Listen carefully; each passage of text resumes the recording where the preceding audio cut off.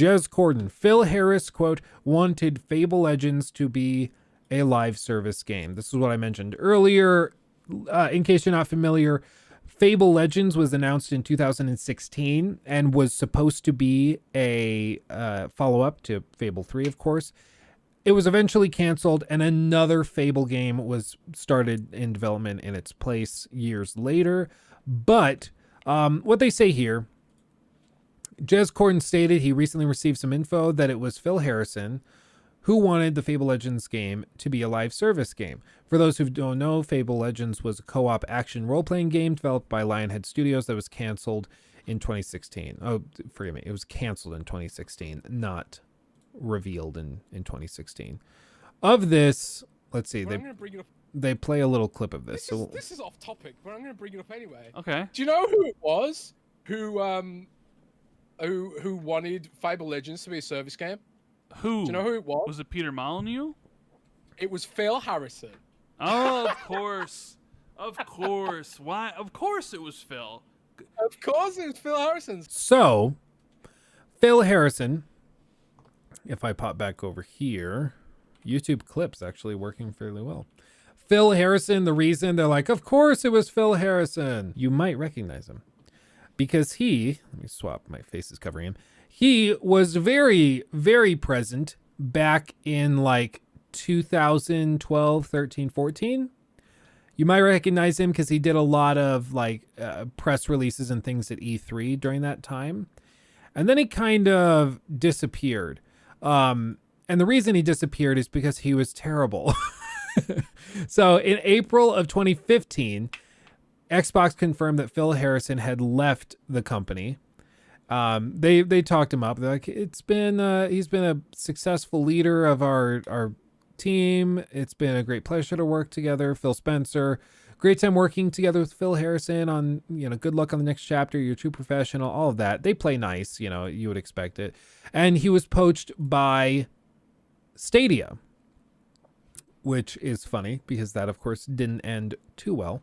But this guy was kind of at the center of all of the crap that went down with Xbox in the late 2000s and early 2010s. He was a big business guy. He didn't look at gaming as like an art form. He looked at it as a cash cow, and he wanted the Xbox One, which is the reason it was called the Xbox One is because it was supposed to be the one console that you used for everything. It's the Xbox, it's like calling it the Xbox Universal or all encompassing. He wanted this to be the device you use for movies, for TV. You remember the original Xbox One had like the cable box attachment thing, and you would screw in the cable box coax thing. He was behind all of this, and he just had gaming was very, very low on his priority list. Nearly killed. Yeah, him and Don Matrick nearly killed the Xbox. Yeah, Don Matrick. This is one of those guys that you will loading. You guys remember this guy? You probably recognize him from all the Kinect showcases. Also a head honcho within Xbox. He's leaving to join Zynga, who was eventually bought out by, was it EA that bought him out? I think it was. But this is the guy that Phil Spencer replaced. But he also basically drove Xbox into the ground.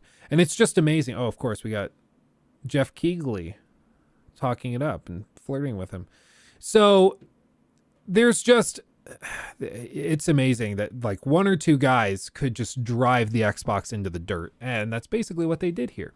So that guy, the other guy, was the one that wanted Fable to be a live service game. And it was an idea that was so terrible that Phil Spencer eventually canceled the project because he's like, this just isn't going to be fun. So no, we're not doing that.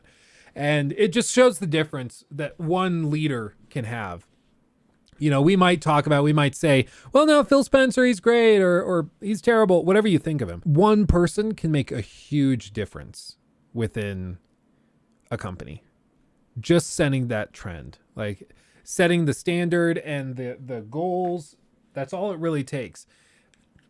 These two, they had the goals of turning the Xbox into the biggest cable box, which was a weird choice because cable died off really quickly after this and it became all about streaming. which people just started using their smart TVs for. They didn't want to do it on the Xbox anymore. They wanted the Xbox as a gaming device, not as a cable box. Like, it's just, now you describe the vision that these guys had, and it makes no sense at all. And a lot of people at the time thought it didn't make any sense at all. But I mean, again, these guys make millions and millions and millions of dollars a year, and they have terrible ideas. So you just, you know, it's all about who you know. And that's why, like, yeah, Don Matrick, Zynga's new CEO, lives like a Saudi prince. Hold on, I want to see this. The new CEO of Zynga is a hardcore name dropper who flies a private jet to work and, quote, lives like a Saudi prince. Huh. He loves spectacle. He wears rainbow stripe Paul Smith socks and once hired Cirque du Soleil to kick off a Microsoft event, but he can be painfully introverted, one of many contradictions that make the man. He's an amiable Canadian and yet an autocratic boss, a company man and yet one who's unafraid to speak his mind to his superiors, a division head who lives like a Saudi prince and jets to work, and a press-averse guy who likes to name drop his celebrity friends. His home is the largest in British Columbia, Canada, and it's worth $27 million. It has a 10-car garage and it's filled. And again, like, he drove Xbox into the ground and then he just moves over to Zynga and chills over there and makes tons of money over there. And then Zynga got sold to, I think it was EA, like I said. And he's rocking and rolling there. But it's crazy. Like, some of these guys are just bizarre and they have so much money and they live so out of touch. And that's why, like, when he was interviewed, like, Jeff Keighley did ask him, to his credit, he was like, why on earth is the Xbox always online? Why can't you take it offline? And he's like, well, it's just what we wanted to do. So deal with it. Get over it.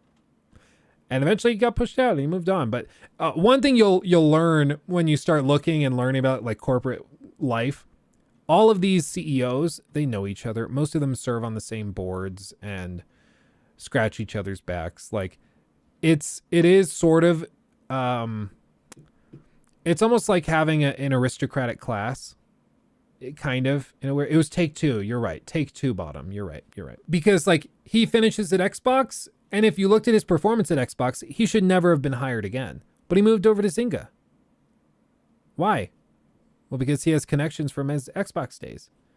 So he moves over to Xbox, or moves over to Zynga.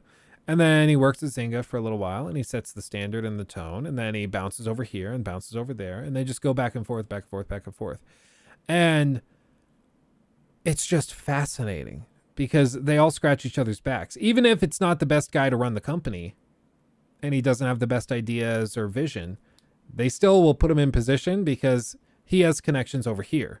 So when he needs to call up this guy over here, then he's useful. But he's useful for being able to make that call. And that's why, like, everybody says it's not necessarily about what you do. It's more about how you know, or who you know and how you know them. And that's exactly the case with this guy. I mean, this guy lives in a $27 million house.